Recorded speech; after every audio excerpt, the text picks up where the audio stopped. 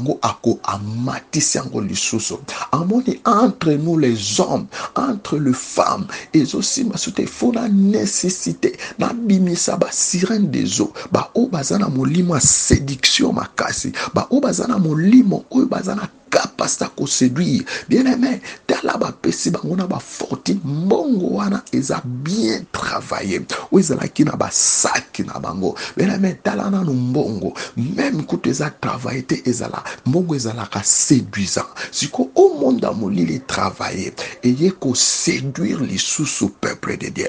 Pote amati sa dose. Parce que ce qui monte déjà comme na impidicité makasi molimo na nzambe kokima ekokima ye mo akozala suna molimo na nzambe te yango nzamba ye koyebisa ngai to sala attention to zala na vie de prière to multiplier vie de prière pour que la Bible me dit celui qui persévérera jusqu'à la fin sera sauvé pour que ngana yo to zala sauvé to multiplier vie de prière to longola distraction na ba vie na biso to longola distraction Mungu na écouta.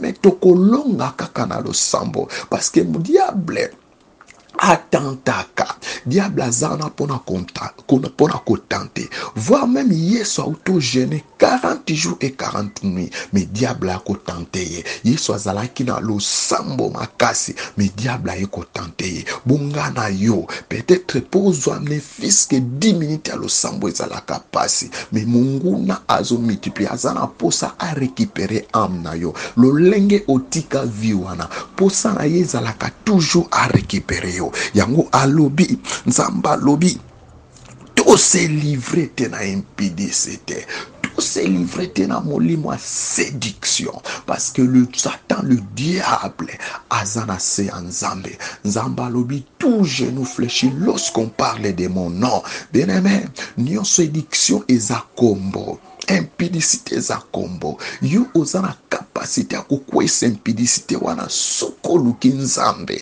bien aimé luka nzambe na ba façon nyonso po te lobi o hérité royaume des cieux lolinga lobi cherchez premièrement le royaume de cieux et la justice de Dieu. Les restes vous sera donné. Bien bilo quoi nous ouela. Moi nous ouela. Eza eloko teta eza éphémère. Mais eloko ici la kate. Eloko kozala éternellement. Eza vie éternelle. Oyo yeso ayaki pona kokufa. Yeso ayaki kokufa pona mabe angana yo. Yeso ayaki kokufa makila netanga ki potengana otozala sauvé. Chaque fois na batan oyo bien aimé salaka prière mingi ya makila yesu ezinga yo molimo na séduction e mona yo te e mona nde makila yesu kati na yo e mona nde makila yesu kati na yo lolenge ayebisi biso. Ne savez-vous pas que votre corps, ne savez-vous pas que vos corps sont des membres du Christ? Prendrai-je donc le membre de Christ pour en faire le membre d'un prostitué? Bien aimé, nzamba zo ebisa biso, oyebite nzoto na biso. Ezaba biteni ya Christ. Est-ce que okozwa eteni ya Christ osala yango?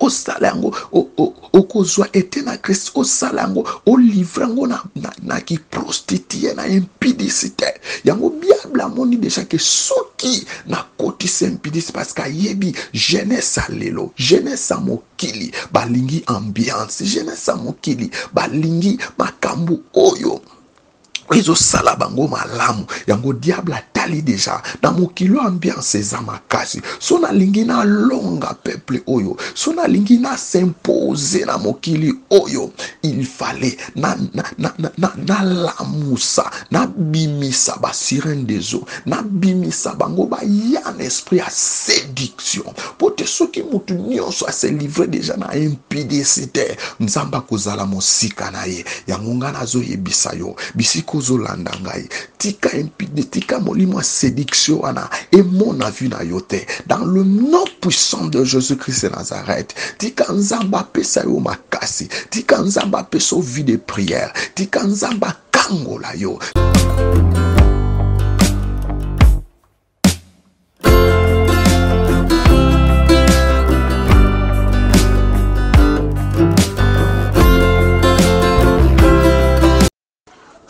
peuple de Dieu, c'est votre humble serviteur, le berger Brown. Nzambe azwa lokumu, Nzambe akumisama na lolenga apesi biso so opportunité ya kozala liboso ya peuple na ye. Nzambe azala na biso nyonso, sans plus tarder ava tobanda tokumisa na le bon Dieu. Seigneur, nous te disons infiniment merci pour cette grâce immense que tu ne cesses pas renouveler dans nos vies. Toye kolobela na part na yo Nzamba la moli mo santo ezwa contrôle et tambusa biso dans le nom puissant de Jésus. Amen. Oui, bien-aimé, na ye lisusu liboso na biso kolobela de la part de notre Seigneur. Ça fait un bon moment na mando lekate, mais lelo lisusu Nzambe apesinga message moko na ya liboso na biso nyonso kolobela peuple na ye, parce que la Bible me dit peuple sans révélation est un peuple moko mort. Yango na ye à chaque instant soki Nzambe azo révéler biso tozanga kate kolobela yango na peuple pote peuple zwa mayele, bana na Nzambe azwa mayele, bana na Nzambe bamilengele bisika nyonso tozali. Oui, bien-aimé, na butwa lelo na lalaki Nzambe afungolinga miso, atalisi ngai, amemaki nga bisika moko nazomona mai ya munene na forme ya baocéan, na mai ya munene na forme ya baocéan. Namoni basi moko bazobima na mai wana, bazalaki ebele, bazalaki na basaki moko ya minene bandobima, basango bazalaki toko makasi. Nzambe ayebisi ngai omoni basi oyo baye na mission na kati na mokili. Bien-aimé, ayebisi nga baye na mission te na une partie ya mokili ou bien peut-être na continent moko ya mokili. Non, ayebisi nga baye na mission na mokili mobimba. Mission na bango eza nini? Nzambe ayebisi nga omoni basaki bamemi eza na bambongo na kati, bambongo wana eza bien travaillé, et puis bango baza ba sirène de eau, baye na mission moko ya komatisa to ya impudicité na mokili, ya komatisa dose ya impudicité na mokili. Yebisa peuple na ngai bazala prudent, parce que to ya impudicité ezomata lisusu makasi, parce que le diable atali amoni il faut à changer sa stratégie na lolenge mokili ezokendela, na lolenge ambiance oyo eza na mokili. Il faut amatisa to ya impudicité pote alonga azwa ba âme, parce que la Bible me dit oyo asangani mwasi impudique o asangani na mobali automatiquement bakomi nzoto moko. Tant bakomi nzoto moko, toute sorte ba esprit o ezalaki na mwasi wana ekokota directement na nzoto ya partenaire o basangani na ye. Yango Nzambe ayebisanga ba esprit baye nango ya séduction pour séduire peuple de Dieu, voire même bakokota tina ba église, voire même bako séduire même ba zéli, ba ina ba mbongo wana pona ko soutenir soi-disant œuvre de Dieu, pona ko soutenir soi-disant misala ya Nzambe. Oh, mosali na Nzambe bisiko zolanda ngai zala prudent. Soko moni mutu oyebite tellement ba Nzamba pesa biso esprit discernement ke ba ye koko espasi ba yebi ke peuple de Dieu bazo bondela mingi, surtout en Afrique ba telemi mingi na losambo yango ye pa multiplier stratégie wana, parce que la Bible me dit fouiller, résister au diable et fouiller l'impudicité. Dans la impudicité eza na force moko ya makasi yango esuyaka nzoto mobimba. Bien-aimé, okosala lisu mususu eza or ya nzoto, mais impudicité ekotaka. Or la Bible me dit encore banzoto na biso eza ba temple à Saint-Esprit. Bien-aimé, soki molimo impudicité ekoti na kati na yo, bokozala lisusu elongo na nzambe te, parce que nzambe afandaka bisika salite eza te, parce que impudicité ezosalir nzoto, ezosumukisa propre nzoto na yo.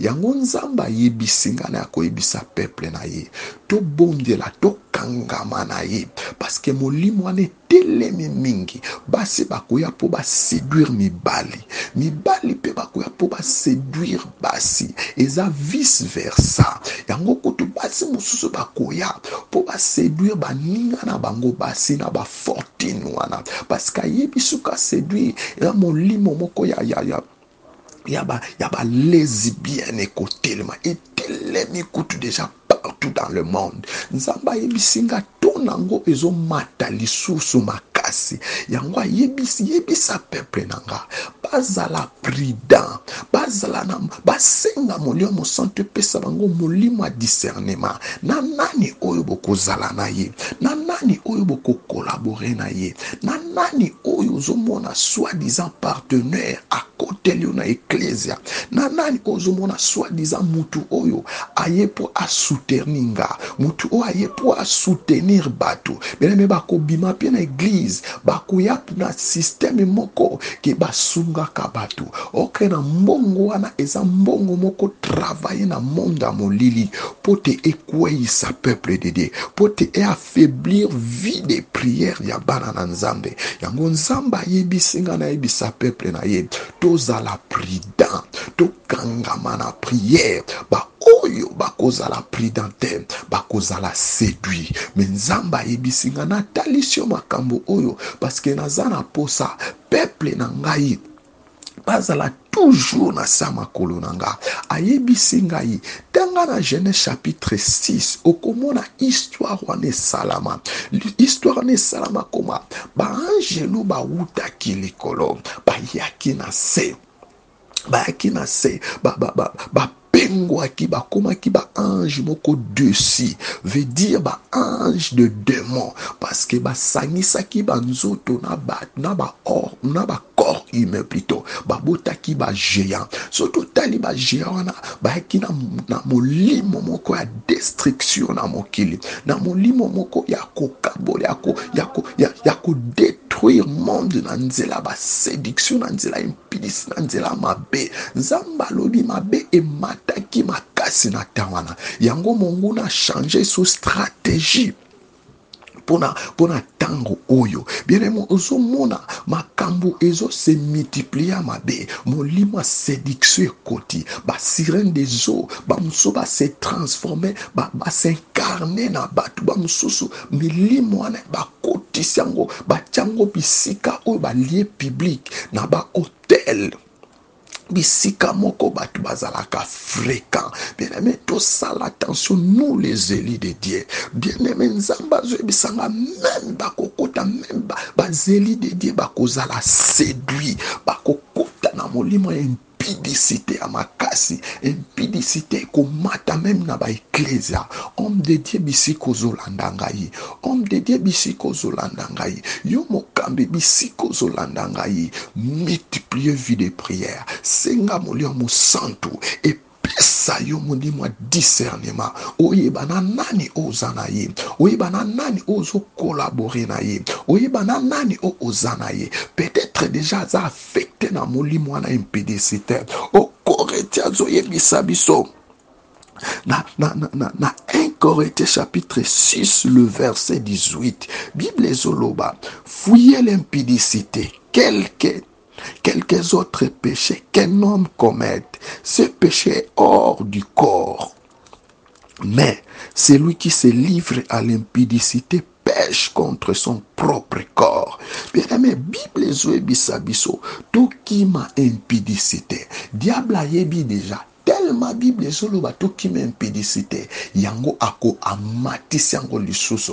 Amoni entre nous les hommes, entre les femmes, et aussi masute fona nécessité na bimisa ba sirène des eaux, ba o bazana molimo séduction makasi, ba o bazana molimo o bazana capacité à séduire. Bien-aimé, tala ba pesi bango na ba fortune mbongo wana eza bien travaillé. Ou ezala ki na ba sac na bango. Bien-aimé, tala na mbongo, même quand eza travaillé te ezala, mbongo ezala ka séduisant. Siko au monde amoli les travailler et y ko séduire les sous peuple de Dieu. Pote amati sa dose. Parce que ce qui montre déjà comme na impidicité makasi molimo na nzambe ekokima ye mo akozala suna molimo na nzambe te yango nzamba yekoyebisa ngai tosala attention tozala na vie de prière to multiplier vie de prière pote la Bible me dit celui qui persévérera jusqu'à la fin sera sauvé pote ngana yo tozala sauvé to multiplier vie de prière to longola distraction na ba vie na biso to longola distraction Mungu na ekuta. Bien-aimé, tokolonga kaka na losambo. Parce que mon diable atentaka. Diable azana pona kotante. Voire même Yesu auto-gêné 40 jours et 40 nuits. Mais diable a kotante. Yesu azalaki na losambo makasi. Mais diable a kotante. Bungana yo. Peut-être pour amener fils que 10 minutes à losambo ezalaka pasi. Mais Mungu na azo multiplier. Azana posa a récupérer âme na yo. Lo lenge otika viwana. Posa na ye ezalaka toujours à récupérer yo. Yango alobi nzamba lobi to se livrer te na impudicité to se livrer te na molimo a séduction parce que le Satan le diable azana se nzambe nzamba lobi tout genou fléchi lorsqu'on parle de mon nom bien-aimé nyon séduction eza kombo impudicité za kombo yo ozana capacité à kukwesa impudicité wana soko luki nzambe bien aimé luka nzambe na ba façon nyonso pote lobi o hérité royaume de ciel lolenga lobi cherchez premièrement le royaume de cieux et la justice de Dieu. Les restes vous sera donné. Bien aimé, biloko nous ouela, mbongo nous ouela, eza eloko teta eza éphémère, mais eloko ici la kate, eloko ekozala éternellement, eza vie éternelle. Oyo Yesu ayaki pona kokufa, Yesu ayaki kokufa pona mabe angana yo, Yesu ayaki kokufa makila netanga ki otengana otozala sauvé. Chaque fois na batan oyo bien aimé salaka prière mingi ya makila Yesu ezinga yo molimo na séduction emona yo te emona nde makila Yesu kati na yo emona nde makila Yesu kati na yo lolenge ayebisi biso. Ne savez-vous pas que votre corps, ne savez-vous pas que vos corps sont des membres du Christ? Prendrai-je donc le membre de Christ pour en faire le membre d'un prostitué? Bien aimé, nzamba zo ebisa biso, oyebite nzoto na biso. Ezaba biteni ya Christ. Est-ce que okozwa eteni ya Christ osala yango? Osala yango okozwa ete na Christ osala yango olivre yango na ki prostitué na impudicité yango bible amoni déjà que soki na kotisa impudicité parce que yebi jeunesse lelo jeunesse mokili balingi ambiance jeunesse mokili balingi makambu oyo Izo sala bango malamu yango diable atali déjà na mokilo ambiance eza makasi so na lingi na longa peuple oyo so na lingi na s'imposer na mokili oyo il fallait na lamusa na bimisa ba sirène des eaux na bimisa bango ba yan esprit à séduction pote soki mutu nyonso a se livrer déjà na impudicité nzamba kozala mosika na ye yango ngana zo yebisa yo bisiko zolanda ngai tika impudicité tika molimo séduction ana et mon avis na yote dans le nom puissant de Jésus-Christ de Nazareth tika nzamba pesa yo makasi tika nzamba pesa vie de prière tika nzamba kangola yo na molimo nyonso ezotelema na molimo nyonso yena force ya kokwisa peuple de Dieu partout dans le monde bien aimé là est-ce que Nathan Kala diable aye ko multiplier isusu by fort. Nzambe azoyebisa multiplier isusu by fort. Akomi kosala ba abomination entre basi na basi babalana, entre mibali na mibali babalana. Nzambe azoyebisa nyonso wana eza ba œuvre satanique. Azokotisa ba semence kati na bato. Tango semence wana ekoti kati na yo eko affecté de génération en génération. Yango azomona déjà stratégie ya malamu ona kozwela peuple oyo eza molimo ya séduction. Bien-aimé, tala basi bakomi lelo akomi koanvie ntango amoni mutu moko atelemi chaque jour apesaka ye mbongo, chaque jour asalelaka ye boye, asomba elamba, asala boye, ayebi te nini eza kashe na bambongo wana. Nalobi te ke mobali apesaka mwasi mbongo te, mais il faut kotala est-ce que mutu wana azopesa mbongo na bolingo to aye na intérêt moko. Bien-aimé, la Bible me dit à chaque chose il y a un esprit.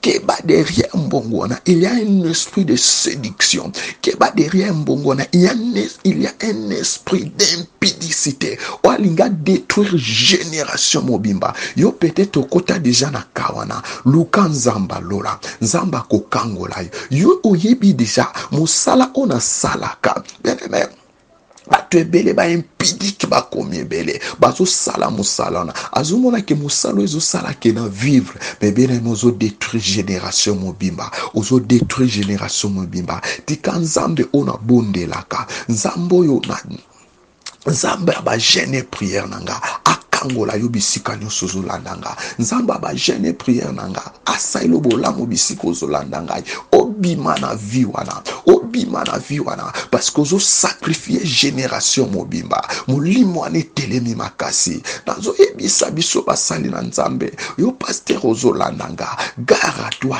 keba soki deja okoti na ba pratique wana ebele nzambe azotalisa musu ebela ba pasteur bakoti pe na ba pratique wana ya séduction monda molili ekoti pote asala foule. Bien-aimé, keba nzambe atalisa ngai su quelques églises atomona kaminene oke ba pasteur bazana pouvoir wana, pouvoir satanique, pouvoir à séduction côté les bango de jeune église. Tala tout un peuple zoboma, tala tout un peuple zoboma. Bien-aimé, Bible ezoyebisa ngai tokende na verset oyo poto silisa. Et na verset poto silisa nzambe azotalisa ngai alobi 1 Corinthiens chapitre 6 le verset 13. Les aliments sont pour le ventre et le ventre pour les aliments. Et Dieu détruira l'un comme les autres, mais le corps n'est pas pour l'impudicité. Il est pour le Seigneur et le Seigneur pour les corps. Bien-aimé, biloko toliaka ezapona nzoto. Nzoto ezapona biloko. Mais banzoto na biso ezapona impudicité te. Banzoto na biso ezaya Christ. Bien-aimé, Christ alingaka salité te. Pasteur ozolanda ngai mitala bien. Yo koti na ba loge. Okoti si ba semence négative. Nzamba benga yo te na ba loge. Nzamba benga yo te. Nzamba benga yo pote o sauver ba âme. Tala lolingo komo mema. Tala lolingo komo mema peuple de Dieu. Nzamba lobina yebisa yo. Keba, faites attention. Gare à toi.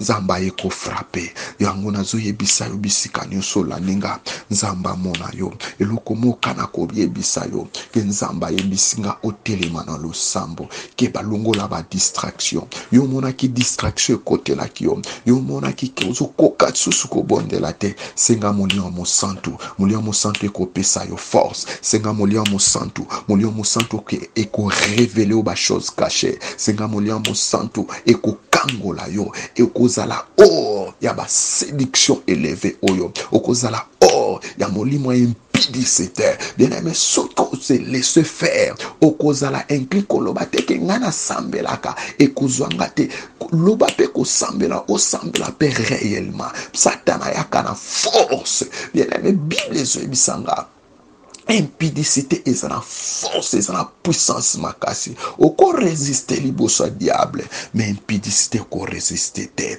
yango nzambe azoyebisa ngai tobondela malamu oyo akozala prudent akobika mais oyo akose laisser faire akozala inclus na bapratique satanique oyo akozala inclus na bapratique satanique oyo nzambe apambola yo bisika nyonso olandi nga nzambe amona yo olandi message oyo tiango en pratique parce que nzamba alobaka pamba te nzamba ayaka koloba po peuple na ye bazala éveillé peuple na ye bakota na ba distraction te peuple na ye bazala inclus te na ba pratique négative peuple na ye bazala inclus te na ba séduction élevée o munguna azotelemisa peuple na ye azala éveillé na makambo nyonso oyo monguna azotelemisa na mokili pona destruction mokili bien-aimé mokili ekoleka me nzambe alekaka te lobi tokozala na place moko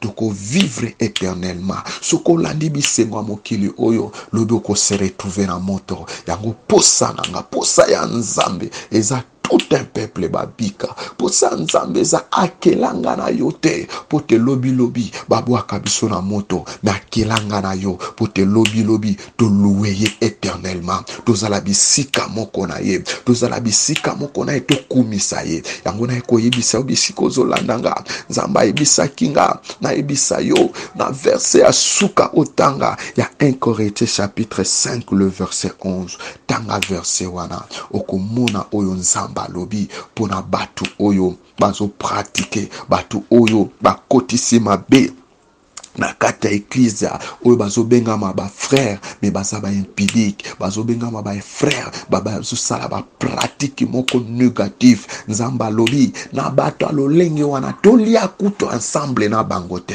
mais bato wana peut-être bango nde ba imposaka o maboko bato wana peut-être bango nde oyebisaka ba secret na yo peut-être bato wana bango nde bazokamba yo na ba église mais nzamba lobi tanga verset oyo bien 1 Corinthiens chapitre 5 le verset 11 tika nzamba lola apambola bino soki olingi o contactinga naza na plus 243 89 65 39 367 que le Dieu d'amour le Dieu qui règne à jamais apambola yo bisika nyonso olandinga na kombo na Yesu amen.